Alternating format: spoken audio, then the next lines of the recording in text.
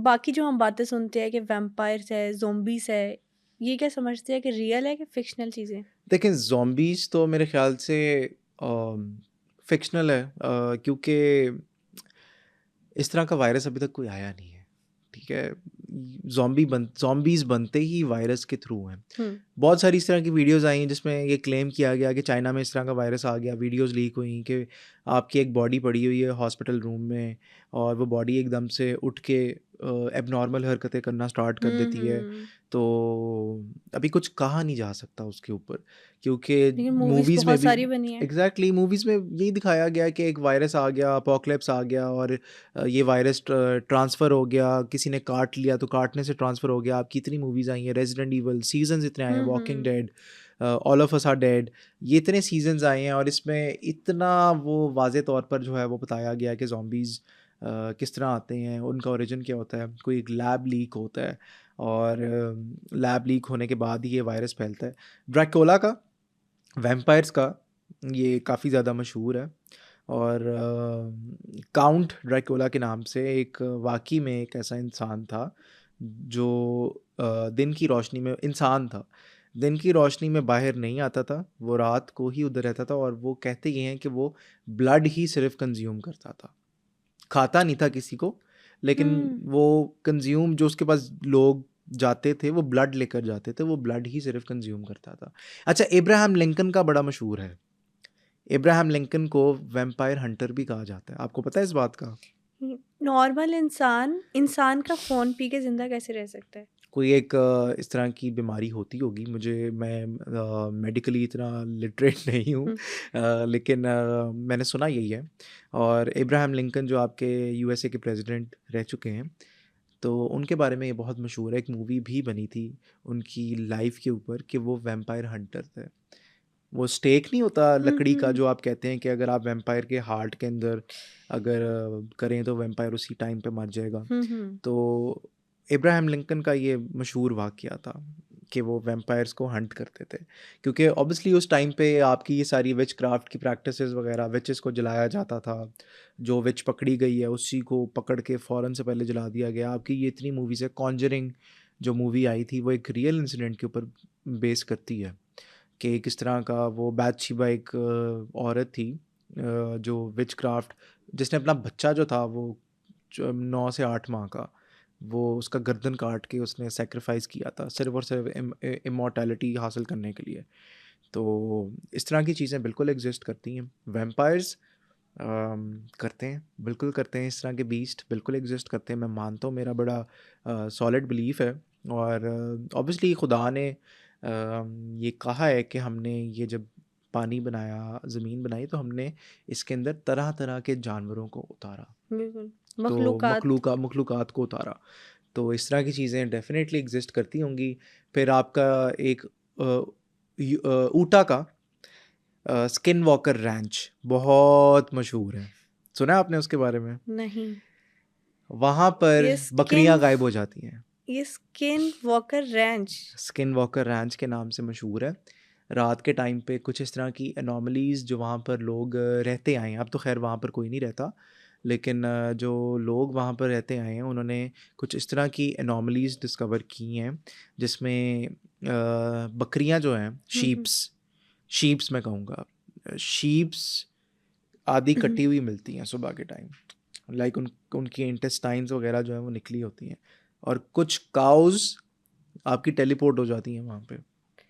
जानवर को कौन टेलीपोर्ट करेगा? पता नहीं, लेकिन जो आपके पैरानॉर्मल इन्वेस्टिगेटर्स थे, जिन लोगों ने ये स्किन वॉकर रैंच एक्सप्लोर करने की कोशिश की, उन्होंने कहा कि यार हमें समझ नहीं आ रही, लाइक रीडिंग इतनी मैक्सिमम है, फिर वो गोल्डन ऑब्स वगैरह देखना और वो चीज़ें सारी वाज़े तौर पे सामने आना, फिर ग्लोइंग आइज़ डार्कनेस पे किसी दरख्त पे आपके सामने अगर 7 फुट का कोई कुत्ता नुमा क्रिएचर हुँ। 7 फुट का आपके सामने आके खड़ा हो जाए और आपको घूरता रहे, उसकी आंखें चमकें और मैं तो मर जाऊँ वो तो वैसे। बड़ी अजीब किस्म की ये रिपोर्टेड साइटिंग्स हैं जो लोगों ने स्किन वॉकर रैंच पे ये देखी हैं।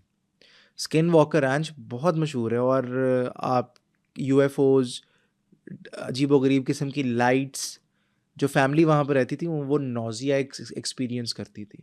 हुँ। उन एक एक फैमिली का बड़ा एक फेमस इंसिडेंट था स्किन वॉकर रैंच का कि उनका बेटा जो था वो बकरियों को खाना डालने गया तो वापस नहीं आया, रात हो गई। उनकी जो उस बच्चे के पेरेंट्स थे वो टॉर्च लेके निकले हैं, तो उन्होंने कहा चलो कहीं ना कहीं आगे निकल गया। वो बकरी भी नहीं थी, वो बच्चा भी नहीं था। ओह! तो जब सुबह हुई तो उन्होंने देखा कि बकरी तो कटी हुई है लेकिन बच्चे के कपड़े नहीं हैं। बच्चा जिंदा था, हाँ। बच्चा उल्टा लेटा हुआ था। तो जब उन्होंने उस बच्चे को उठाया तो वो बच्चा वॉमिटिंग करे, कह रहा है कि मुझे पता ही नहीं लगा, वो एक लाइट आई, मैं कहाँ पर गया कहाँ पर नहीं गया, मैं सेंसेस में ही नहीं था, वो टेलीपोर्ट हो गया था, कुछ तो हुआ। कुछ तो हुआ था। तो स्किन वॉकर रैंच बहुत ही एक मशहूर जगह है ऊटा की, और वहाँ पर कहते हैं जो आपके नेटिव्स इंडियंस थे, वो जो होते नहीं जिन्होंने वो फेदर हुँ, लगाया होता है हुँ। सर पे, और वो नेटिव्स इंडियंस होते हैं, वो कुछ इस तरह की प्रैक्टिसेस में मुलव्विस थे उस वाले एरिया में।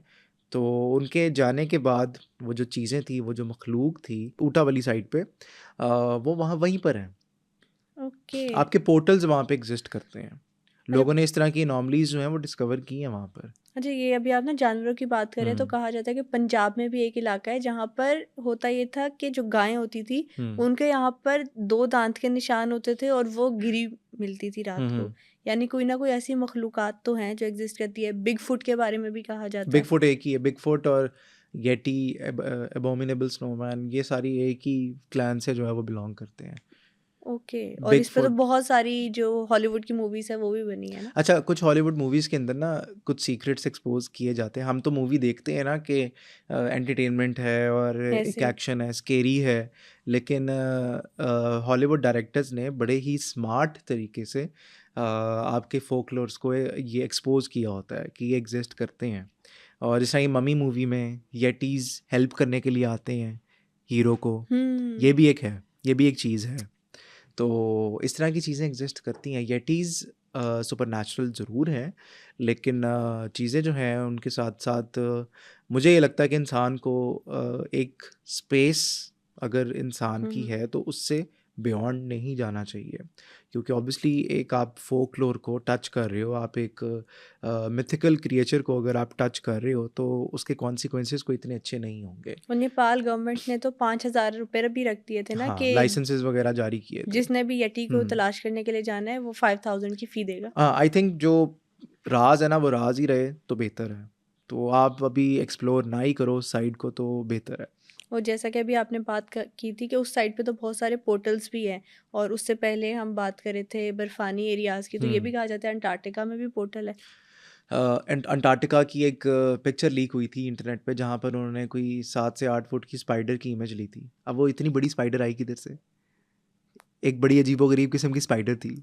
वो ये पिक्चर लीक हुई है। हुँ। तो इस तरह के लबीबा बहुत सारे केसेस हैं जहाँ पर लीक्स मौजूद हैं, और लीक्स के साथ-साथ आपकी इतनी इन्फॉर्मेशन फैल चुकी है, कॉन्स्पिरेसी थ्योरीज़ फैल चुकी हैं, और हमें नहीं पता कि सच क्या है, सच क्या नहीं है। लेकिन अब आकर लोगों में जो अवेयरनेस पैदा हुई है, लोग किसी भी बात पर गवर्नमेंट की बिलीव नहीं करते अब।